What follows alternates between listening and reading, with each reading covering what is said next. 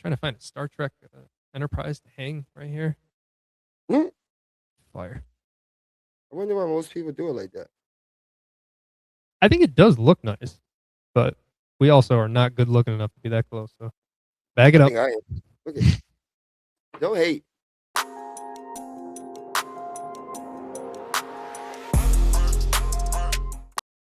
Welcome back to Real Black and White. Got a ranking for you tonight. Your host JP here. Also boom. I say also. Did a little pet project of mine. I watched all 2026 Academy Award Best Picture nominations. Now, I haven't done this in a few years. I always tried doing it growing up. I always felt like it expanded my horizon on movies I would have watched. I got forced to, and I'm like, oh, these are actually pretty good. And I always felt like it's a good thing to do for some years. The last couple of years, I've tried, and then I watched like two bad ones. I'm like, nah, I'm done. I'm not watching the other ones that I don't want to see. But When you this say year, growing up, what age? I would say like 12, 13, 14. Like, Jesus. but it was a lot easier back then. There was only 5 Best Picture nominations. Loser. But go Yeah. ahead. I was literally all by myself, like, yo, guys, did you watch this movie? What? I've never heard of it. Like, yeah, but it's going to be Oscar nominated. What are the Oscars? Damn it. That's crazy. I wouldn't think somebody at Hope High School did that at 12. That's nuts. Most athletic nerd you've ever met. So now with 10 nominations, it's a chore, especially if you don't see a lot of them in the theater, which I only saw 2 of these in the theater. So I had to wait, and hopefully, not every year do they come out before the Oscars. So I kind of get screwed. But this year, they all came out, watched all 10, and I will be ranking 10 to 1 which ones I think were the best this year. I think Woso's only seen 3 of them. I initially said 2 at work, but I think you saw one of them, and it's the bottom of the list at number 10, Frankenstein. That's the one on Netflix? Yes. That's the genre I keep going to sleep to. Yep. Oh, because it's bad? Because I think it's pretty bad. It's boring. I don't know if it's bad. It's boring. I think the Frankenstein story boring. Like, that's what I came to the conclusion with. I don't like Frankenstein. Well, it's an interpretation. So this isn't the legit Frankenstein story because they split up. You get the split. You get Frankenstein's story and the monster story, and kind of what from their perspective. I thought the actor Jacob Elordi played the monster was really good, but I thought our boy Oscar Isaac as Frankenstein was severely miscast. I didn't think he was very good at all. He was overacting the whole movie. And Guillermo del Toro is a really good director. And I'm like, man, him doing Frankenstein is going to be awesome. And it just had that Netflix look again.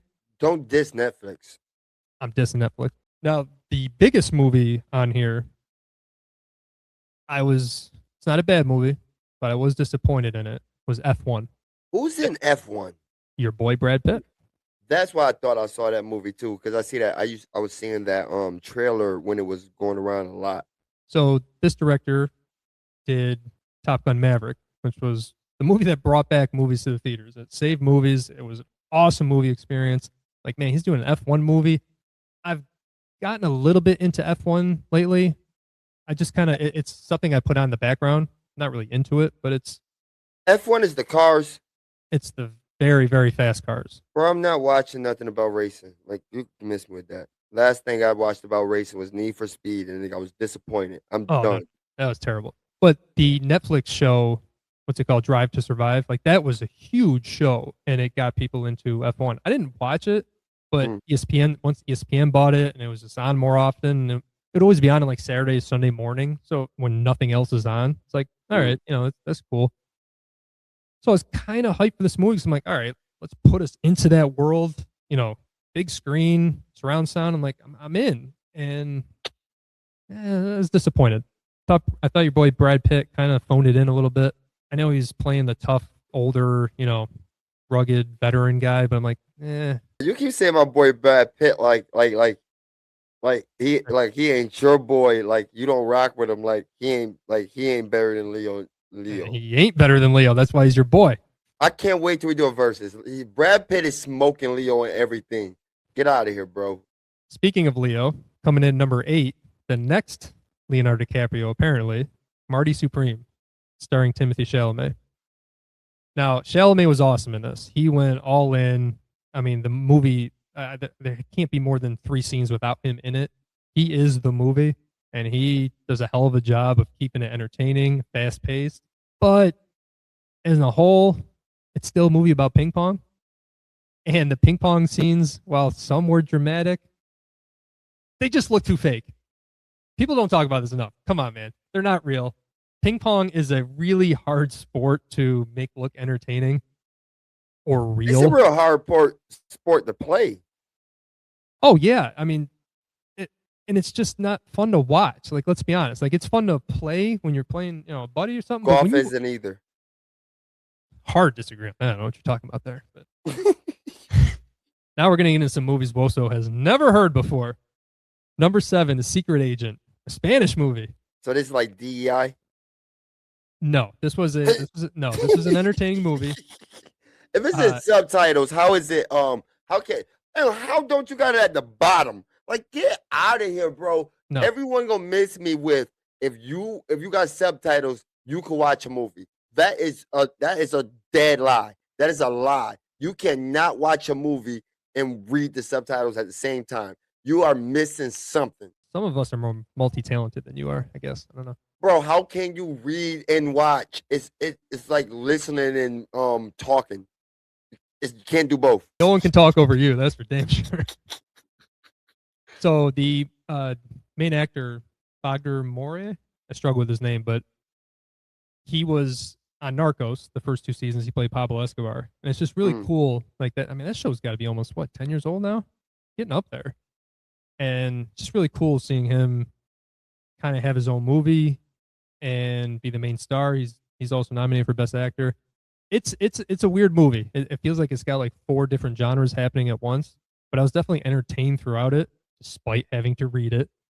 I didn't love the ending was very abrupt and a little sad, but looking back at it, I'm like, yeah, I enjoyed that. I don't think it totally worked as a whole, but there was enough parts in that movie where I'm like, I wanted to go back and keep watching it because me, it takes me 2 or 3 nights to watch a long movie. I was excited to keep going. Number 6, Sentimental Value. Now this movie was part English, part Swedish. What's up with the Oscars, bro?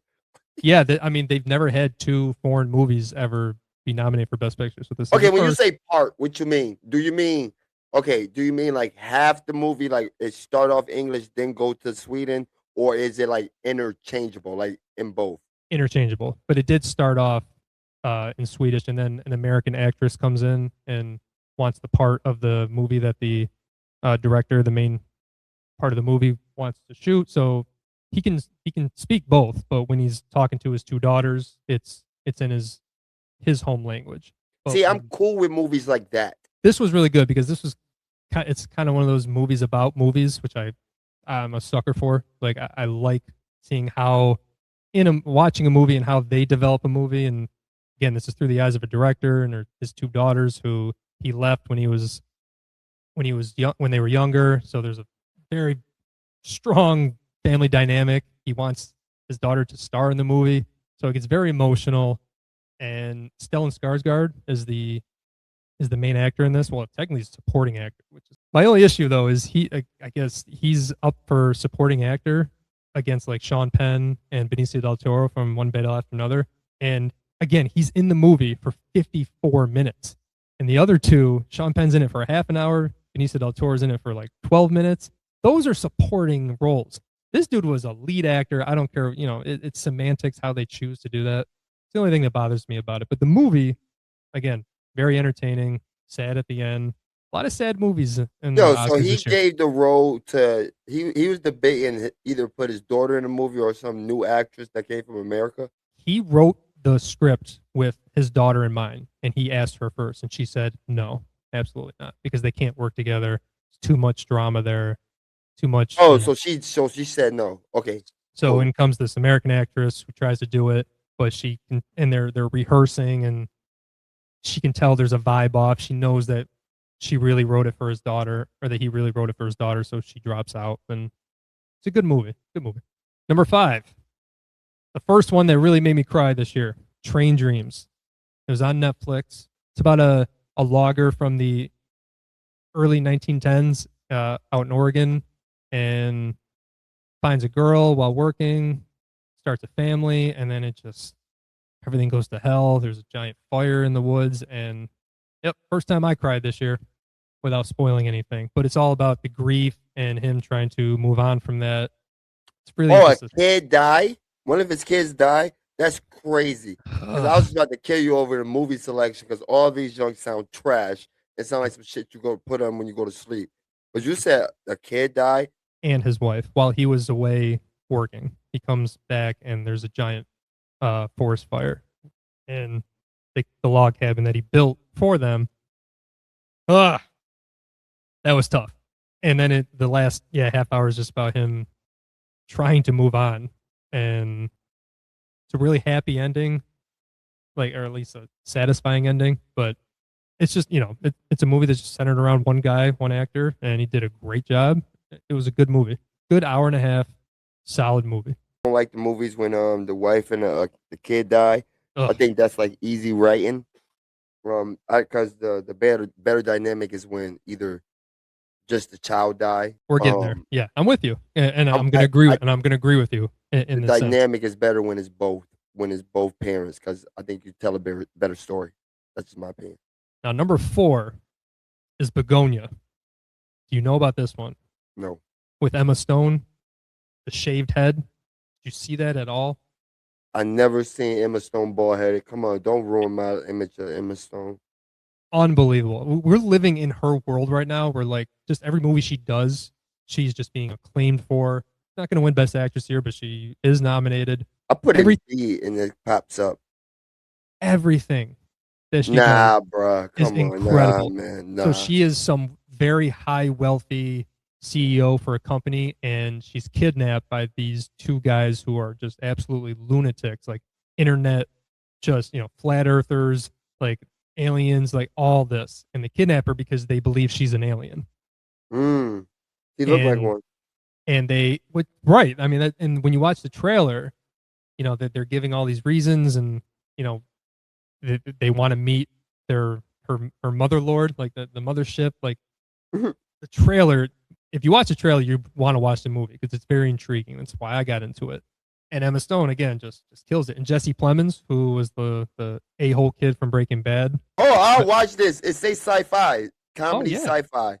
Oh yeah, funny too. It was sneaky funny. Oh yeah, because I mean the way she tries to like communicate with these guys who are obviously absolutely crazy. Like Emma Stone is just phenomenal. So good. Yeah, it was a good movie. I'm gonna check this one out. This is the only one that made me want to watch. All right, now we're into the top 3, and I think these 3 separate themselves. I was stuck between 2 and 3. I was going back and forth. I'm gonna go with Hamnet at number 3, which is the movie based on William Shakespeare's life and life events that happened to lead him to writing Hamlet. And Jessie Buckley plays his wife, and it's really her movie because this isn't a spoiler. Like, it's in the trailers. It's about their young son, probably 4 or 5 years old, dying from the plague. The grief of that. It's hard to watch. It's so sad. And how they both cope with it. She turns into a mess.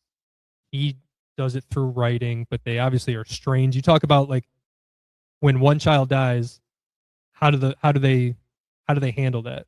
This movie does it really well. This does it really well. Now he still has to go. They don't live in London. They live outside it. So he still has to go to London every once in a while to do his plays.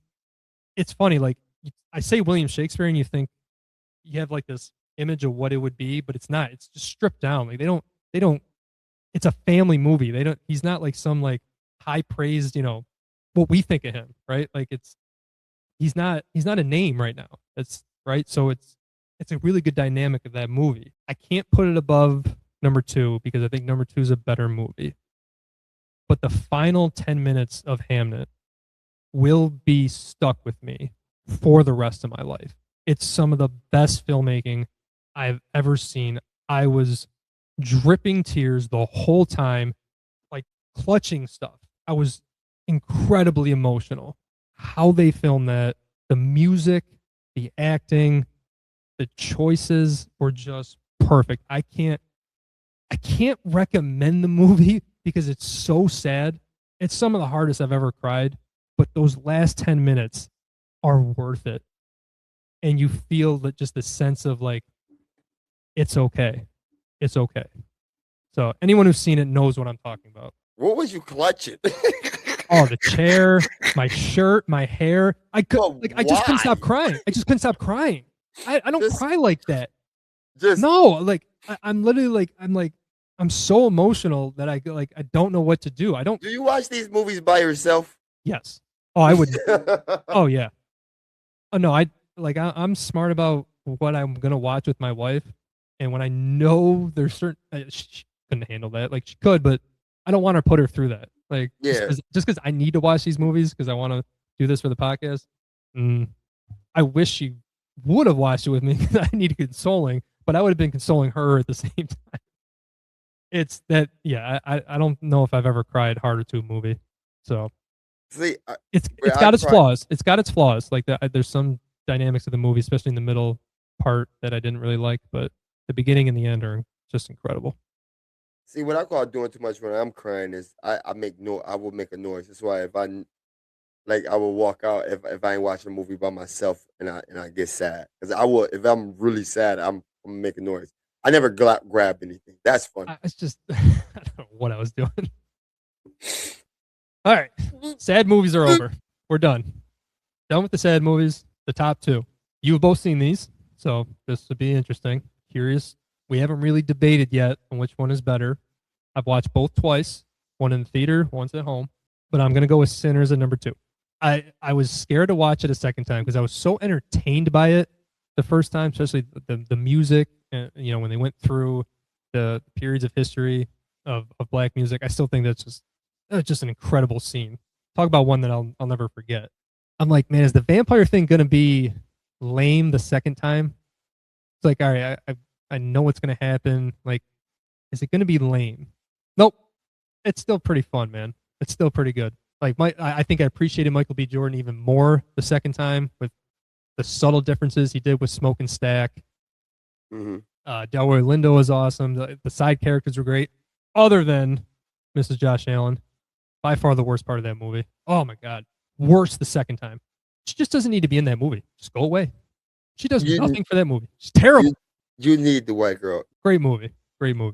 But it does not hold a candle to JP's number 1 Oscar movie of the year. One battle after another. Paul Thomas Anderson's, I guess I don't know if I can call it his masterpiece because he did There Will Be Blood and Boogie Nights, but it completes his trifecta of 3 all-time great movies. Leonardo DiCaprio gives one of probably his most underrated performances ever. Sean Penn as the evil, I don't know what you want to call him. Outstanding. Benicio del Toro steals every scene in that movie.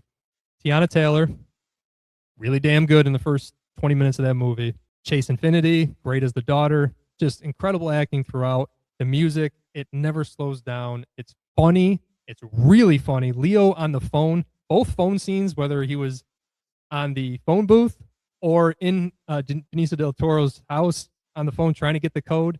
All-time great Leo. All time. To be honest with you, no. I one, I don't think Tiana Taylor is as great as in that movie as everybody says she is. I think she's pretty good. Like, she's all right. But it's certain parts that I don't like her acting. Like, when you say overacting, I think she did a lot of overacting in certain parts of her parts that she was in there. And I'm gonna stick to it. I don't like the ending of that movie. I don't know why. I've told you that before. I don't like the ending. It's just so confusing to me. It's like it's not confusing. It's like it's aggravating. I don't know. I don't like the ending of that movie, and I think Tiana Taylor is overrated because she overacts. I think her role works for that first part of the movie because it's the revolution part and there's a lot of hectic stuff happening.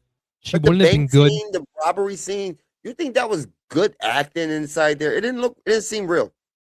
That's what I'm saying. I watched Set It Off. That junk seemed real.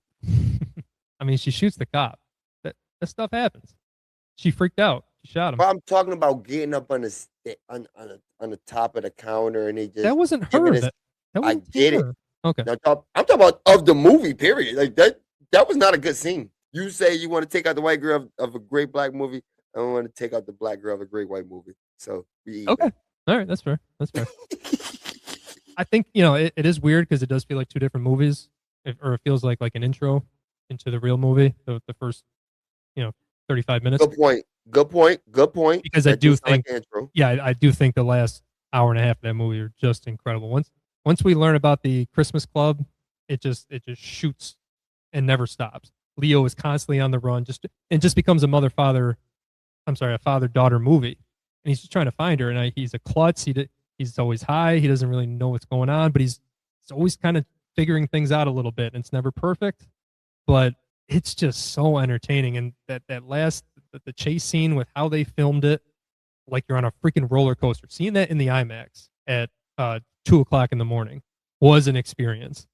It's just like I'm feeling like motion sickness as it's happening. Yeah, I like that. That scene fire. That was cool. And you end it with American Girl playing with by Tom Petty at the end, and she's going out to do her own revolution, and he's just trying to figure out how the phone works. It's just great writing. It's awesome. Paul Thomas Anderson, one of the GOATs, is finally going to get his Best Director Oscar, and I think it's also going to hold on for Best Picture. Now I'm questioning the rest of these movies on this list for you. They might be all right. I didn't say they were my top 10. I'm just ranking the ones they gave to me. No, I'm getting you. I'm saying like some of them you did not give it good, like glowing views. So no, the only ones they might be good because you don't know how to judge movies. But go ahead. The only ones I would fully recommend to you, not just to you but to most people, are that you haven't seen are Hamnet, Begonia, and Marty Supreme. Begonia is getting watched. Yeah, I'm sorry. I looked up each one of them when you talked about them, except for like I already knew what Frankenstein was. Mm-hmm. But I'm watching Begonia. That looked interesting. That looked like my type of movie. Yeah, it's you keep questioning. You think you know what's happening, and then there's a curveball, but then that curveball turns into a changeup, and you're like, oh, maybe I don't know what's going on. Like that. Me and my Sarah just kept looking at each other like, wait, what? They keep you on your toes throughout that whole movie. So yeah, I'd recommend Hamnet, Begonia, and Marty Supreme just for Chalamet's performance. The other ones, yeah, they're just Oscar movies that I'm glad I watched because again, they're good movies, but doesn't mean you have to recommend every good movie you see. Come on, Leo. Leo's getting that second one. Nah, it's Black Man. I'm sorry. You think Michael B. Jordan's getting it? And it's crazy. The black man got to do double work to just get the same recognition. That's America. Yeah, that checks out.